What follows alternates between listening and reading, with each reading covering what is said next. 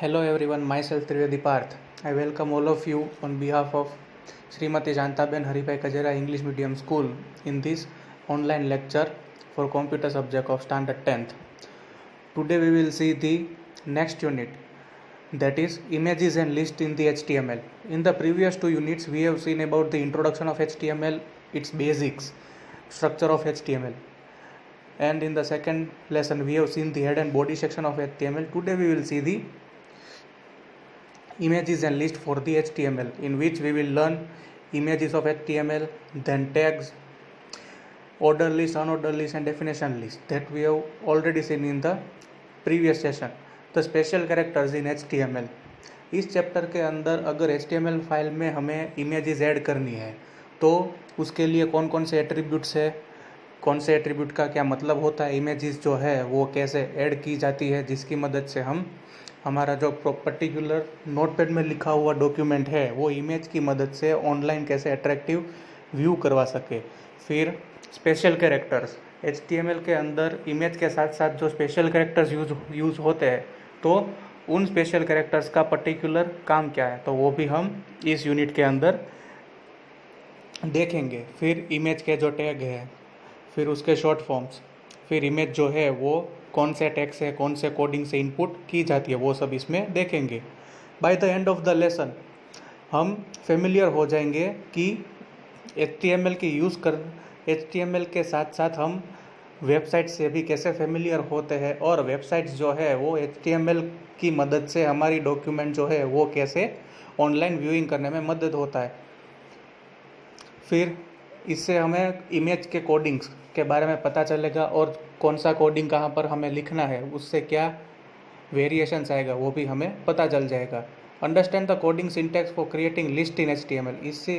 इस यूनिट के बाद हमें HTML में जो कोडिंग की लिखावट है उसकी एडजस्टमेंट है वो भी हमें पता चल जाएगी। Explain thoroughly the particular section in the content of HTML। तो हम अपनी लिखावट से ही किसी अननोन यूज़र को कोई भी चीज़ जो है वो थरली एक्सप्लेन करवा सकते हैं। तो it contains text file of HTML that provide information about the page content structure. HTML जो है वो टेक्स्ट फाइल्स कंटेन करती है जो प्रोवाइड देती है कोई भी पर्टिकुलर जो स्ट्रक्चर हम बनाना चाहते हैं या तो डिस्प्ले करवाना चाहते हैं उसके बारे में। तो web search, web page, web browser या तो वेबसाइट एप्लीकेशन, तो कोई भी हम जो अपना कंटेंट है वो web search, web page, web browser या तो वेबसाइट एप्लीकेशन, कोई एक को ध्यान में रखकर हम जो अपना कंटेक्स्ट है वो अपीयर करवाना चाहते हैं। फाइल नेम जो है मस्ट हैव .htm या तो .html file extension. It can be created with text editors like notepad. Text file, HTML file, XHTML file, XML file. तो जैसे हमने स्टार्टिंग में देखा कि एक्सटेंशन मतलब कि पर्टिकुलर जो हमने फाइल है वो कौन से एप्लीकेशन की मदद से बनाई है या तो फिर वो पर्टिकुलर जो हमारा डॉक्यूमेंट है वो किस एप्लीकेशन को बिलोंग करता है, उसके लिए सेविंग के टाइम पर फुल स्टॉप के पीछे के जो लेटर्स है वो कहलाते हैं एक्सटेंशन। तो HTML file compulsorily after saving .html या तो .htm जो है वो अपने साथ रखता है। एंगुलर ब्रैकेट के अंदर जो पूरा का पूरा कोडिंग है वो कंपल्सरीली होना चाहिए, वरना वो जो पर्टिकुलर फाइल है वो HTML रूल्स के मुताबिक नहीं होगा और हमारी जो फाइल है वो इनकम्प्लीट रहेगी और एरर वाली जो फाइल है वो आउटपुट के अंदर दिखाई जाएगी। सेम वे टैग हो, एट्रीब्यूट हो, हेड लिख रहे हो या तो फिर टाइटल लिख रहे हो, कोई भी चीज़ें हम HTML में लिखना चाहते हैं तो वो चीज़ जो है वो एंगुलर ब्रैकेट के अंदर वो हमें लिखनी होगी, जिसकी मदद से हमारा जो प्रोग्राम के एग्जीक्यूशन है HTML रूल्स के मुताबिक कि एंगुलर ब्रैकेट्स के अंदर लिखे हुए जो टैग्स है, लिखी हुई जो कोई भी चीज़ है तो वो काउंट होगी और परफॉर्म होगी। It is the part of main tag that describe HTML web page that is to be viewed by a browser. तो एक पूरा स्टेप बाय स्टेप ये पूरा स्ट्रक्चर है जिसकी मदद से ब्राउज़र को क्या पता चलेगा कि HTML की जो फाइल लिखावट की है तो किस मुताबिक और किस हिसाब से वो जो है वो प्रीव्यू करवानी है, जिसकी मदद से यूज़र का जो क्रिएशन है वो अट्रैक्टिव तरह से दूसरे लोगों को दिख सके।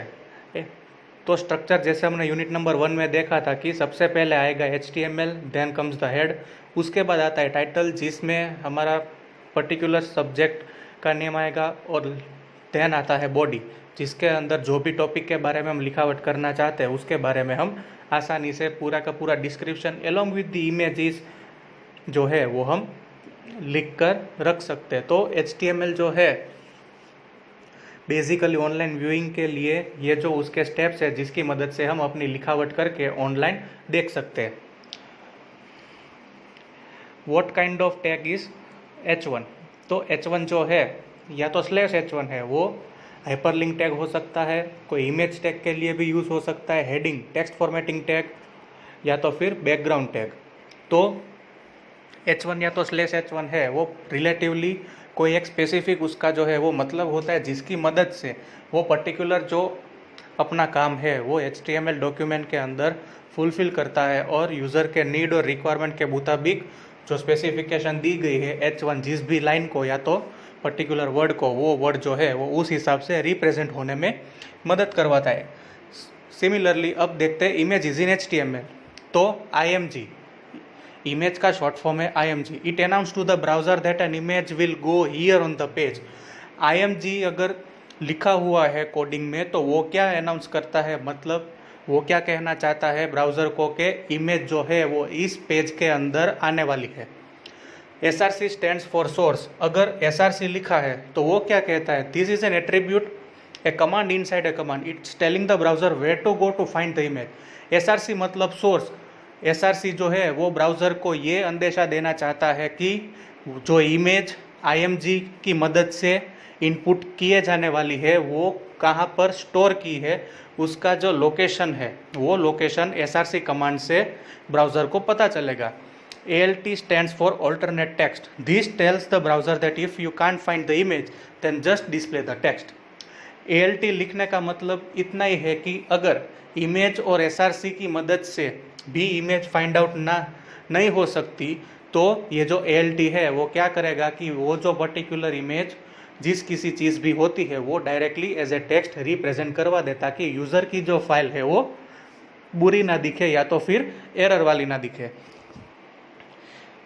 Inserting an image with IMG tag, तो ये एक एग्जांपल दिया है कि IMG SRC is equal to logo dot JPEG, ALT is equal to logo. इसका मतलब क्या कि जो इमेज है वो ब्राउज़र के अंदर दिखाएंगे। SRC मतलब कि सोर्स कहाँ पर पड़ा है, तो JPEG फाइल है कंप्यूटर के अंदर लोगो नेम की, और ALT इसलिए दिया गया कि शायद बाय चांस यूज़र के ध्यान में ना आया हो और ये जो लोगो नाम की फाइल है वो डिलीट हो जाए तो फाइनली वो इमेज के सेक्शन पर LOGO जो है वो आउटपुट में दिख जाए। SRC तो लोकेशन ऑफ द इमेज कि पर्टिकुलरली हमने जो टाइटल दिया है वो इमेज कहाँ पर सेव है कंप्यूटर में। ALT substitute the text for display, तो टेक्सचुअल रिप्रेजेंटेशन हो जाता है अगर बाय चांस यूज़र के ध्यान में ना हो और वो इमेज डिलीट हो गई हो तो। Height, number of pixel of the height.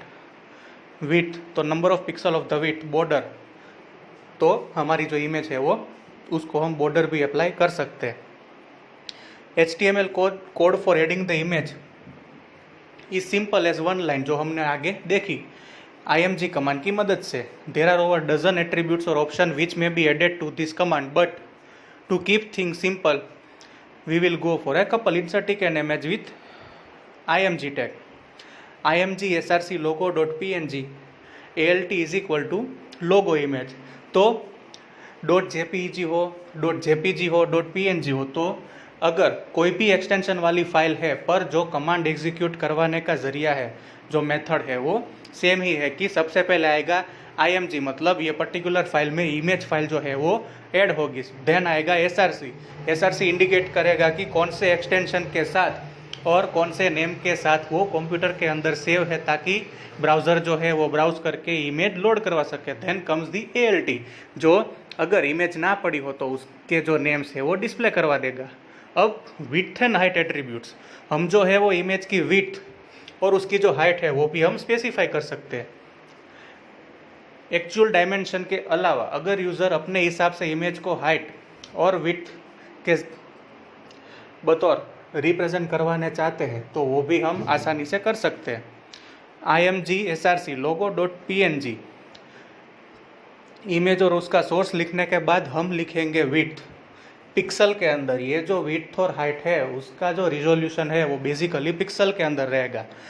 फिर हम स्पेसिफाई करेंगे विड्थ के बाद हम स्पेसिफाई करेंगे हाइट और उसके बाद जो ALT। तो ओरिजिनल जो कमांड है उसमें हम ये कहाँ पर प्लेस करेंगे, तो सबसे पहले हम इमेज, फिर SRC, उसके बाद जो फाइल की नेम है वो, और वो फाइल के नेम और ALT के बीच में हम लोग ये विड्थ और हाइट जो है वो एज पर पिक्सल रिजोल्यूशन अपने हिसाब से वो सेटअप कर देंगे।